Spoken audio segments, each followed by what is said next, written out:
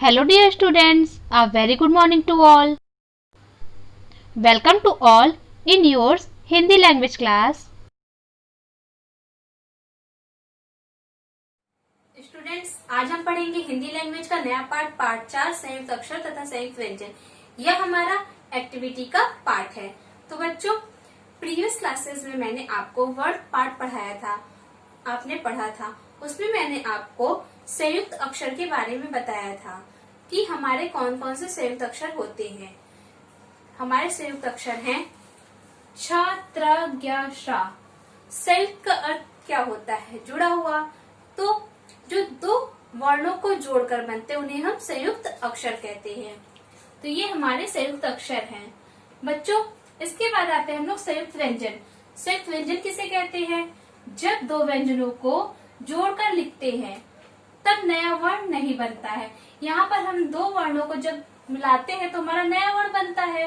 जैसे का और शा को मिलाने से हमारा क्या बनता है? छा बनता है। लेकिन यहाँ पर क्या होता है?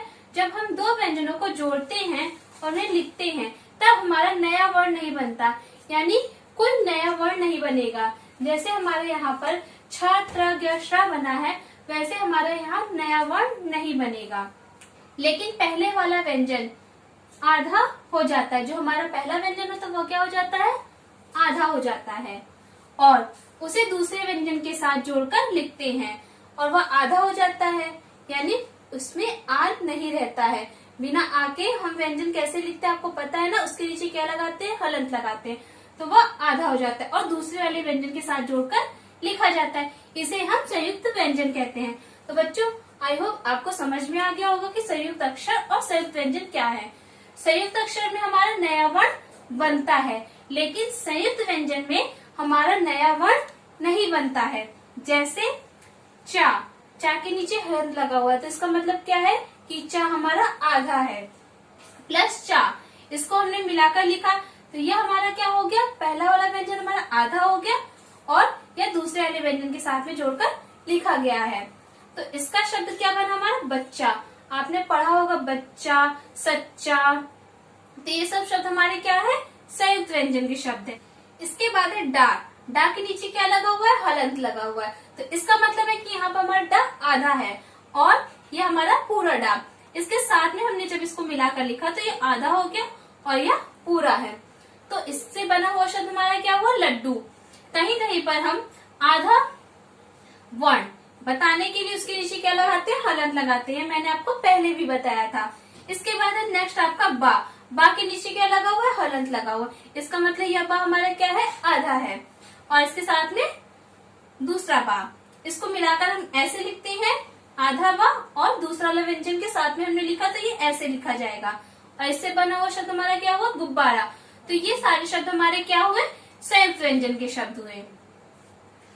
तो बच्चों, आई होप आपको समझ में आ गया हो कि संयुक्त व्यंजन और संयुक्त अक्षर। बच्चों, आते हैं अभ्यास प्रश्न पर। इसमें पहला प्रश्न है आपका, नीचे दिए चित्रों को पहचान कर उनके नाम लिखिए। तो इसमें आपका पहला चित्र है एक पत्ते का, तो इसका क्या लिखेंगे आप? पत्ता। दूसरा है आपका स्टाम्प। तीसरा है आपका बिल्ली। चौथा है आपका लट्टू। पांचवा चित्र है आपका चम्मच और छठा है आपका मच्छर। इसके बाद दूसरा प्रश्न है आपका, नीचे दिए गए संयुक्त व्यंजनों को पहचान कर उनसे दो दो शब्द बनाइए। तो बच्चों, आधा सा और पूरा सा, इससे हमारा नया शब्द क्या बनेगा? लस्सी और पस्सी। आधा का और ता, इससे क्या बनेगा? रक्त, वक्त। आधा ता और पूरा ता, इससे क्या बनेगा? पत्ता, कुत्ता। आधा ता और धा, इससे क्या शब्द बनेगा हमारा? बुद्धि, उद्धार। आधा का और खा, इससे क्या बनेगा? मक्खन, मधुमक्खी। आधा पा और या, इससे क्या बनेगा? प्यास और प्याला। इसके बाद बच्चों, आपका तीसरा प्रश्न है, नीचे दिए गए शब्दों में से संयुक्त व्यंजन को रेखांकित कीजिए।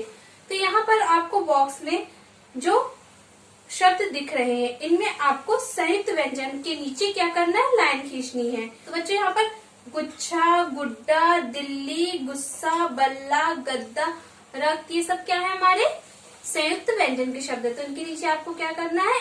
लाइन खींचनी है। इसके बाद है प्रश्न 4, स्वर तथा व्यंजनों से आरंभ होने वाले शब्दों को अलग अलग कीजिए। तो बच्चों आपको स्वर और व्यंजन को अलग अलग करके यहाँ पर राइट करना है, यह आपका होमवर्क है।